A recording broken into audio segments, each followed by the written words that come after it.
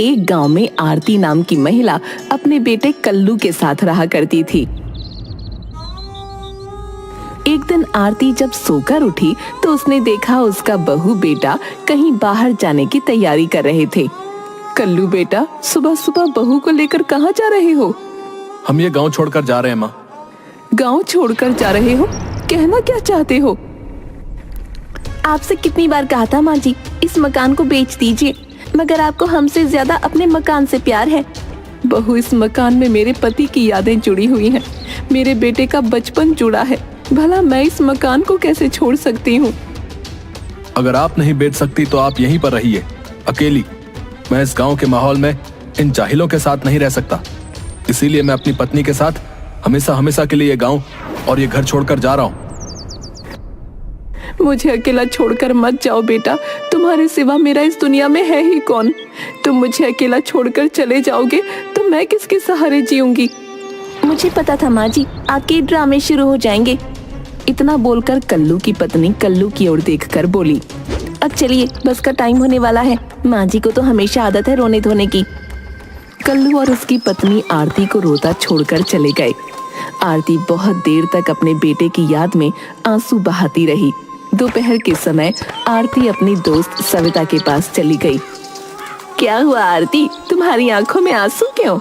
आज तुम्हारी बहू ने तुमसे फिर झगड़ा किया? नहीं सविता, आज मेरी बहू ने वो किया जिसके बारे में मैंने कभी नहीं सोचा था। साफ साफ बोलना, क्या हुआ? मेरा बेटा अपनी बहू के साथ मुझे छोड़कर चला गया। आखिर मेरी क्या गलती थी? सिर्फ यही ना, मैंने अपने पति के जाने के बाद अपने बेटे को शहर में पढ़ाया लिखाया, अच्छी परवरिश की। आजकल के नौजवान बच्चे अपने आप को समझते क्या है? वो तुम्हें छोड़कर ऐसे कैसे जा सकते हैं? क्या उन्हें तुम्हारे बारे में एक पल भी ख्याल नहीं आया? उनके जाने के बाद तुम्हारा क्या होगा? आरती रोते हुए बोली, मैंने अपने बेटे के सामने बहुत गिड़गिड़ाया सविता, लेकिन उसका दिल नहीं पसीजा। जो होना था वो हो गया आरती। अब ये बताओ, तुम आगे क्या करोगी? मतलब तुम्हारा खर्चा पानी कैसे चलेगा? यही सोच सोच कर तो पागल हुई जा रही हूँ। तुम हिम्मत मत हारो आरती। जब तुम्हारे पति जीवित थे तो वो समोसे का ठेला लगाया करते थे और तुम उनके साथ समोसे बनाती थी। तुम अब भी वही काम कर सकती हो। शायद तुम सही कहती हो, जीवन व्यतीत करने के लिए मुझे कुछ तो करना ही पड़ेगा। हिम्मत मत हारो आरती। इन नौजवान बच्चों को दिखा दो, उनके बूढ़े माँ बाप उनके बगैर भी अपना जीवन काट सकते हैं। उन्हें हर कदम पर हमारी जरूरत है, हमें उनकी नहीं। सविता की बात सुनकर आरती के अंदर हौसला जाग गया। अगले दिन आरती समोसे का ठेला लगाकर गांव में एक पेड़ के नीचे खड़ी हो गई। एक बूढ़ा व्यक्ति धीमे धीमे कदमों से चलता हुआ आरती के पास आकर बोला, समोसे में खुशबू तो बहुत अच्छी आ रही है। मैं तुम्हें जानता हूँ। तुम रतन की पत्नी आरती हो ना? हाँ, मैं रतन की पत्नी आरती ही हूँ। शायद तुम मुझे नहीं पहचानती। सालों पहले जब तुम अपने पति के साथ यहाँ पर ठेला लगाया करती थी, तब मैं तुम्हारे रोज समोसे खाने आया करता था। उन समोसों का स्वाद मैं आज तक नहीं भूला। लाओ, जल्दी से मुझे 4 समोसे खिला दो। आरती ने उस बूढ़े व्यक्ति को 4 समोसे दिए। उस दिन के बाद आरती की आमदनी अच्छी होने लगी। मगर कुछ दिनों बाद गांव का व्यक्ति जग्गी आरती के ठेले पर आकर बोला, कैसी हो आरती माँ? ईश्वर की कृपा है जग्गी, क्या तुम भी मेरे समोसे खाने आए हो? मैं पुराने व्यंजन नहीं खाता, आजकल फास्ट फूड का दौर है। अब समोसे खाना कौन पसंद करता है? ये तो अपने अपने मन की बात है जग्गी। मैं तुम्हें यहाँ पर ये बताने के लिए आया हूँ कि कल से मैं इस पेड़ के नीचे समोसे पूरी और कचौड़ी की दुकान लगाऊंगा। तुम अपना ठेला लेकर कहीं और चली जाना। तुम मुझे धमकी दे रहे हो जग्गी? धमकी नहीं दे रहा हूँ आरती माँ, तुम्हें समझा रहा हूँ। मैं तुम्हें बुढ़ापे में अपमानित नहीं करना चाहता। ये जगह गांव की है, तुम्हारी खरीदी हुई नहीं। अगर तुम प्यार से कहते तो मैं यहाँ ठेला नहीं लगाती, लेकिन तुम गुंडागर्दी के बल पर अगर मुझे यहाँ से निकालना चाहते हो तो भूल जाओ। जग्गी दांत पीसता हुआ वहां से चला गया, सीधा मुखिया के घर। अरे क्या बात है जग्गी, तुम्हारे चेहरे पर क्रोध कैसे झलक रहा है? मुखिया जी, तुम्हें इस गांव में मुखिया बनाने में मेरा कितना योगदान रहा है, इस बात को तुम भली भांति जानते हो। हाँ हाँ, अच्छी तरह से जानता हूँ, पर हुआ क्या है? जब तुम मुखिया बने थे तो तुमने मुझसे कहा था कि ये सारा गांव तुम्हारा है। जग्गी, साफ साफ बताओ तुम कहना क्या चाहते हो? मैं समोसे, पूरी और कचौड़ी की दुकान लगाना चाहता हूँ, मगर वहां पहले से ही आरती अपना ठेला लेकर खड़ी हुई है। उसकी बिक्री वहां पर अच्छी होती है। जब मैंने उसे वहां से चले जाने के लिए कहा तो उसने टका सा जवाब दे दिया कि वो वहां से नहीं जाएगी। बस इतनी सी बात। तुम्हारे लिए ये इतनी सी बात होगी, लेकिन मेरे लिए ये बहुत अपमान भरी बात है। तुम चिंता मत करो जग्गी, आरती की चिंता छोड़ दो। वैसे भी अब उसके आगे पीछे है ही कौन जो उसकी हिमायत लेने आएगा। लेकिन तुम एक नंबर के मूर्ख हो जग्गी। क्या मतलब? मेरी बात ध्यान से सुनो। तुम वहां पर अपनी दुकान जरूर लगाना, लेकिन पूरी, कचौड़ी और समोसे की नहीं, बल्कि नए जमाने के व्यंजन की, जैसे बर्गर, चाउमीन, मोमोज है। आजकल गांव के बच्चे भी जो है इन्हीं व्यंजनों को पसंद कर रहे हैं। तुम्हारी बिक्री अच्छी होगी, आरती के समोसे को कोई सूंघेगा भी नहीं है। आरती स्वयं अपना ठेला लेकर फिर वहां से चली जाएगी। कुछ दिनों बाद जग्गी एक बहुत सुंदर दुकान लेकर आरती के ठेले के बगल में खड़ा हो गया, जिसमें सारे नए जमाने के व्यंजन मौजूद थे। जग्गी आरती का मजाक उड़ाते हुए बोला, आरती माँ, अब तुम्हारे दिन खत्म हुए। अब दौर समोसे खाने का खत्म हो गया है। देखता हूँ मेरे बर्गर, चाउमीन, मोमोज के सामने तुम्हारे समोसे जो है कब तक टिक पाते हैं। ऐसा मत बोलो जग्गी, खाने में हर किसी की अपनी अपनी पसंद होती है, और मत भूलो ईश्वर हर किसी को उसके नसीब का ही देता है। आरती की बात सुनकर जग्गी हंसने लगा। तब ये ग्राहक जग्गी के ठेले पर आकर बोला, अरे भाई, तुम्हारी दुकान पर तो नए नए व्यंजन लगे हुए दिख रहे। ये क्या है? अच्छा अच्छा, चाउमीन भी है, मोमोज भी है? जमाने के साथ चलना पड़ता है। अगर हम जमाने के साथ नहीं चलेंगे तो पीछे रह जाएंगे। तो एक काम करो, जल्दी से मुझे एक प्लेट चाउमीन, मोमोज और बर्गर लगा दो। जग्गी ने तुरंत उस ग्राहक को सारा सामान दे दिया। ग्राहक वो सब खाकर चटखारे लेता हुआ बोला, भाई वाह, मजा आ गया भाई। पहले हमें इन्हें खाने के लिए जो है अपने गांव से थोड़ी दूर शहर के रेस्टोरेंट में जाना पड़ता था, मगर तुमने जो है गांव में ही शहर की कमी पूरी कर दी भैया। तो फिर अपने गांव में भी मेरी दुकान का प्रचार करना भैया, और साथ ही साथ उनसे ये भी कहना कि मेरी दुकान के बगल में एक घटिया समोसे का ठेला भी लगा हुआ है। जब भी वो मेरी दुकान पर खाने के लिए आए तो उन घटिया समोसों को भी चख जाएं। घटिया समोसे वाली बूढ़ी माता का भी कुछ भला हो जाएगा। जग्गी की बात सुनकर वो ग्राहक हंसने लगा और चला गया।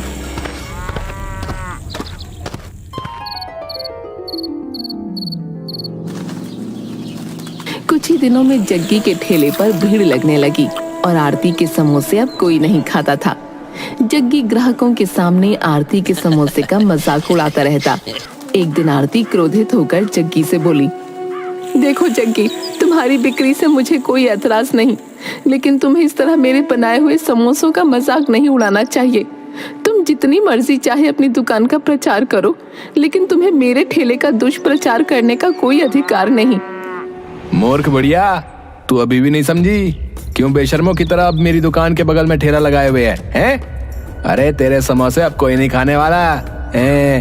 अगर शर्म नाम की कोई चीज बची है ना तो कल से यहाँ ठेला मत लगाना। आरती उदास होकर अपना ठेला लेकर वहां से चली गई।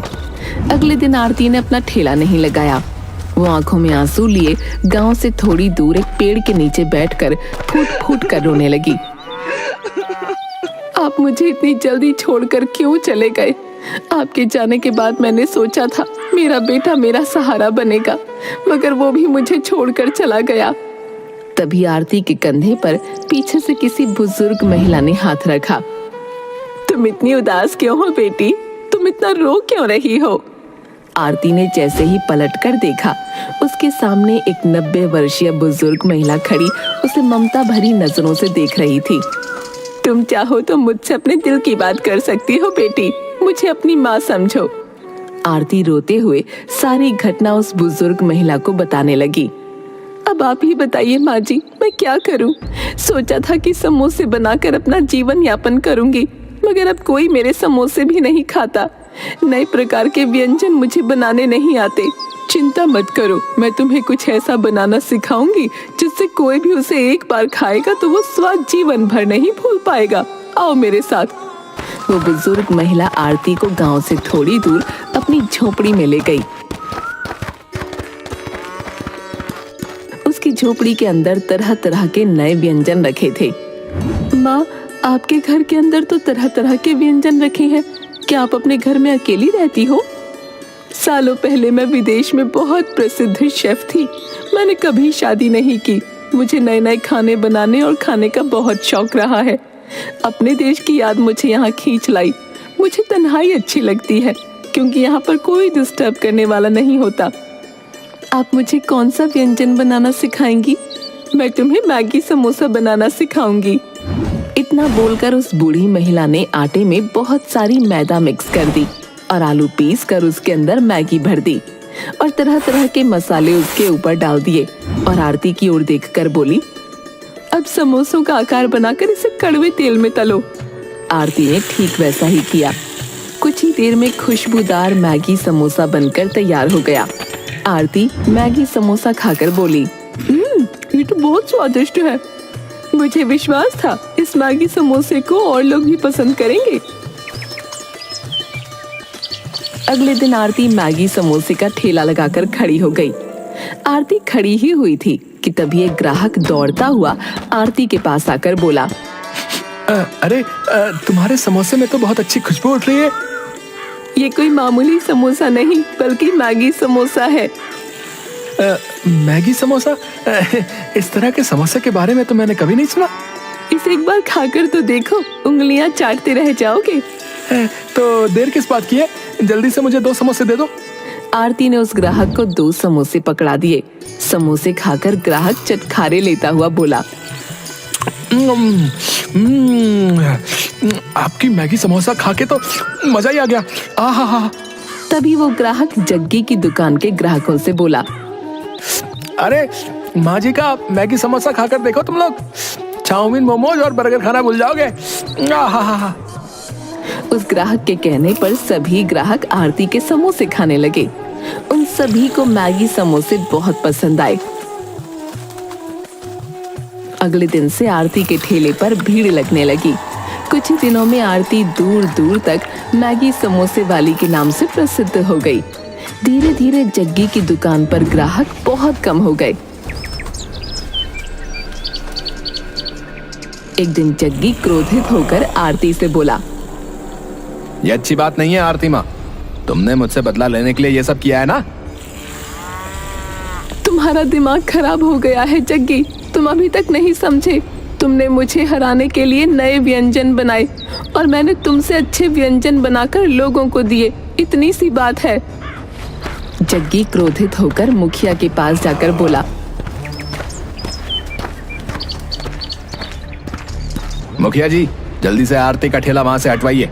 अब तो मेरी दुकान पर सन्नाटे के अलावा कुछ भी नहीं होता। मैं कुछ नहीं कर सकता।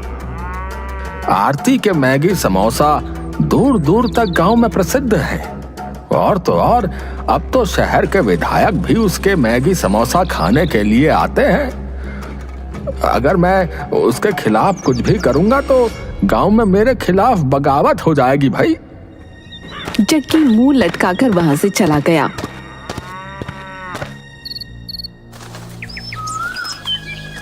कुछ दिन बाद जग्गी ने दुकान लगानी बंद कर दी और आरती ने एक ग्राहक से पूछा, जग्गी अपनी दुकान क्यों नहीं लगा रहा?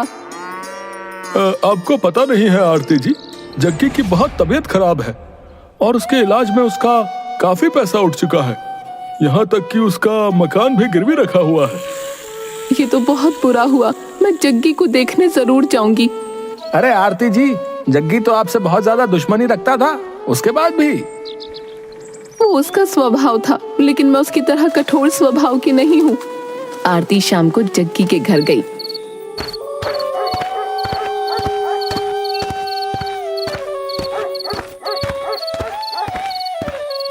आरती को देखकर जग्गी बुरी तरह से चौंक गया। अब तुम्हारी तबीयत कैसी है जग्गी? जग्गी की आंखों में आंसू आ गए। मुझे माफ कर दो आरती माँ। एक तरफ माँ भी कहते हो और दूसरी तरफ माफी भी मांगते हो। माँ भला अपने बेटों से नाराज होती है क्या? मैं आपको कितना भला बुरा बोलता था। शायद ईश्वर ने मुझे मेरे कर्मों की सजा दी है। चिंता मत करो। तुम्हें इलाज के पैसों की अगर और जरूरत पड़े तो बेझिझक मुझसे कह देना, मैं तुम्हारी मदद करूंगी। आरती ने पैसों से जग्गी की बहुत मदद की। जग्गी सही हो गया और आरती की दुकान पर आकर बोला,